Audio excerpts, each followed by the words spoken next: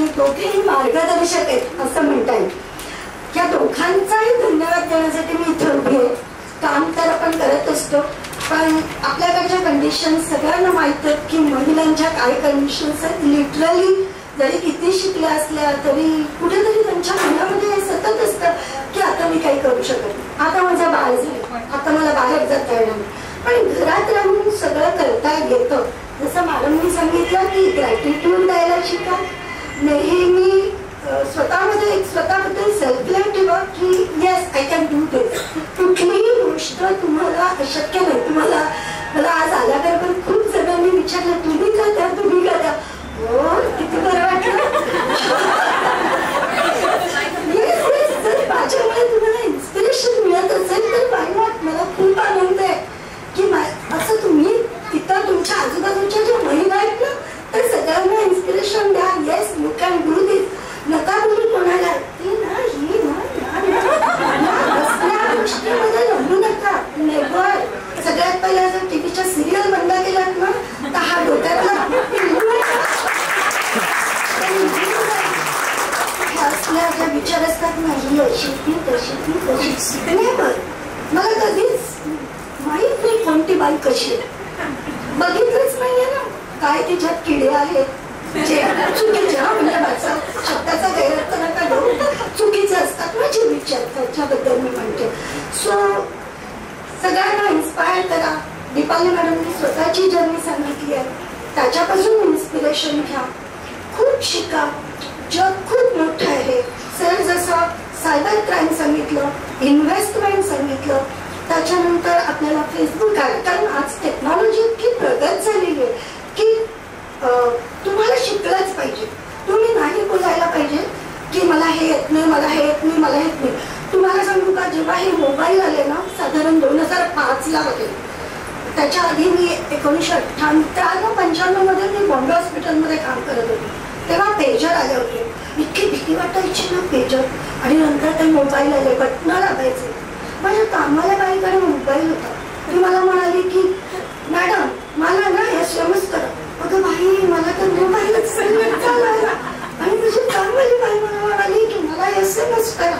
अरे SMS कसाही लावायचं, कारण मी लपून छपून बघायची. मला त्या बाईने सांगितलं होतं की फोन आला की हिरवा बटन दाबायचं, करायला लाल बटन दाबायचं. ते बटन मला फोन होतं. माय गॉड, माझं डोकं असं हल्लं. मला मोबाईल येत नाही, मी मला सांगते SMS करा. आता मला मोबाईल हवाच. आणि मग कारण त्याच्या आधी म्हणायचं काय करायचं, मोबाईल कशाला लागतो आपल्याला, आपण घरात असतो, एवढी दुनिया आपल्याकडून शिकून जाते, मोबाईल का शिकायचा, असा माझा विचार होता. पण एक बाई मला म्हणाली ना SMS करा. मी ठरवलं नाही, मला मोबाईल हवाय. मी पहिला मोबाईल घेतला, फर्स्ट मोबाईल घेतला आणि इच अँड एव्हरीथिंग मी आजपर्यंत शिकते. मी डिजिटल मार्केटिंग जिथून तिथून शिकायचं. पण म्हणते काय एवढी शिकत असते. मला माझं नॉलेज वाढवायचं ज्याचा मला उपयोग करता येईल. राईट.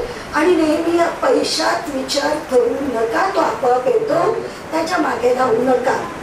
तो तुम्ही शिकत जा, तुम्ही तुमचं कार्य करत जा, पैसा आपोआप येतो. नेहमी आपल्याकडे असं शिकवलं जातं की पैसा कमवायचा आहे, पैसा कमवायचा आहे, ह्याचा काय उपयोग, त्याचा काय उपयोग नाही. पैशामागे धावू नका. पैसा तुमच्या मागे येईल. तुमचं कार्य आणि तुमची मेहनत नक्की देईल. सॉरी, मी जरा माझं ट्रॅक सुटले. So limit. मी थोडंसं मानबद्दल बोलते की त्यांचा संयम, त्यांचा उत्साह जो आहे त्याच्यामुळे खूप साऱ्या गोष्टी आपण सहज आत्मसात करतो. फॉर एक्झाम्पल, माझ्या लक्षात राहत नाही तेव्हा त्या म्हणतात रिलॅक्स, राहील लक्षात. पण मी घरी एक तास बोलते की नाही हा माझा एक तास आहे, इथे मला प्रॅक्टिस करायची की माझं 3 अंक लक्षात राहत नाही. सो हा जो संयम आहे. दुसरे टीचर काय बोलले असते, अहो मॅडम झालं ना वय, आता कशाला शिकताय, ठेवा ना माझं,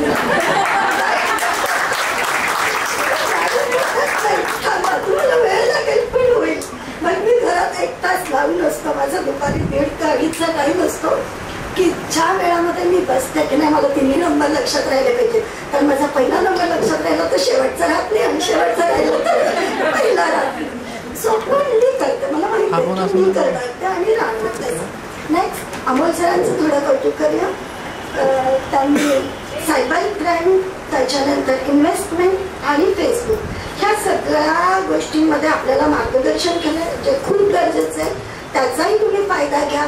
थोडं फार 4-5 लोक किंवा 7-8 लोक असतात जेव्हा ते मीटिंग घेतात, कारण वेळ महत्वाचा आहे. आज वेळ नाहीये कुणाकडे, आपल्याकडे पण नाहीये. पण मग तुम्हाला आधी जेव्हा सांगितलेलं असतं ना, टाइम टेबल बनवा. जसं त्यांनी ग्रॅटिट्यूड सांगितलं तसं time table is the most important for our life. तुमचं टाइम टेबल बनवा, तुम्हाला 1000 गोष्टी करायला वेळ मिळेल. आज मला वेळ नाही, आज मला वेळ नाही, वेळ कधीच नसतो, तो आपण काढायचा असतो. 24 आवर्स सगळ्यांसाठी. सो टाइम टेबल बनवा. माझा वेळ कुठे जातोय, 2-2 तासाचे गजर लावा तुमच्या घड्याळामध्ये. 2 तासांनी विचार करा, अरे माझा 1 तास तर असाच गेला फालतू. सो दुसऱ्या दिवशी तुम्ही विचार कराल की नाही, हा माझा वेळ वाचवला पाहिजे, आणि मग तुम्हाला खूप सारा वेळ मिळेल